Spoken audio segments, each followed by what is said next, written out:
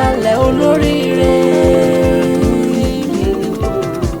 Àríkẹ́ ṣe bí wọ́n mú máàkì sí second of ẹbílẹ̀ ní jẹ́ àyọ̀tà bí ọgọ́gán ni.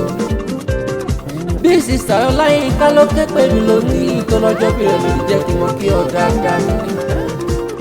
Ó wá sọ wípé ìjọ bẹ́ẹ̀ dé today ọ̀rọ̀ rẹ̀ já sọ pé.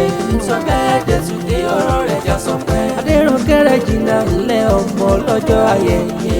Ìjọ bẹ́ẹ̀ dé today ọ̀rọ̀ rẹ̀ já sọ pé. Àyájọ́ ọjọ́ bí rẹ̀ gan lè ní jẹ́ happy birthday to you. Ìjọ bẹ́ẹ̀ dé today ọ̀rọ̀ rẹ̀ já sọ pé. Èrò yẹn bá mi kí Àríkẹ́ ọmọ lọ́jọ́ ayẹyẹ.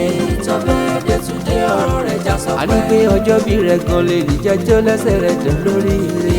Ìjọ bẹ́ẹ̀ dé today ọ̀rọ̀ rẹ̀ já sọ pé. Aderonke mú máa ń ké sí ilé ọlọ́jọ́ ayẹyẹ.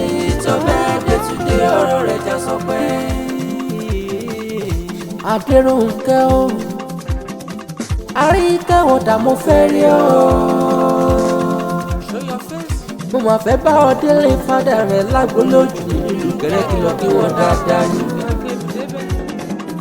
Ìkẹrẹ kìtì ṣàlílé rẹ̀ òrìlé rẹ̀. Ṣèbí wọ́n lọ́wọ́ lórí àgbẹ̀dó ẹni mo bẹ̀bẹ̀ kẹ́sì ìṣọ̀kọ mi. Ó kọ́ ọmọ títọ́ kọ́ kúrò mo mọ̀ kí ọ́. Ọmọ gbàsègbàsè ṣe mí lẹ́yọ̀ gbà lóró kiri dá mi lẹ́gbẹ̀ẹ́nu. Ọmọ nàdán lágbára sẹ́yìn ọmọ oníṣu mẹ́ta jí pariwo.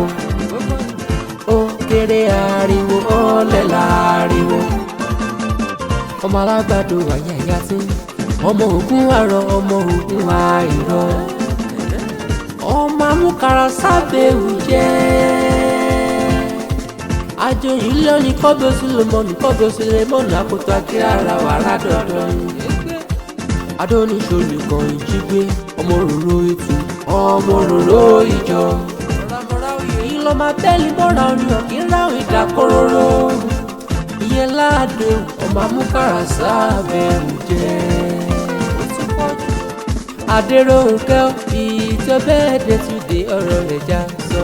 Ìjọ bẹ́ẹ̀ dé today ọ̀rọ̀ rẹ̀ já sọ. Àríkẹ́ Regina ọ̀rọ̀ rẹ̀ tọ́pẹ́ ó tún jọpẹ́ lọ́jà ní. Ìjọ bẹ́ẹ̀ dé today ọ̀rọ̀ rẹ̀ já sọ pé.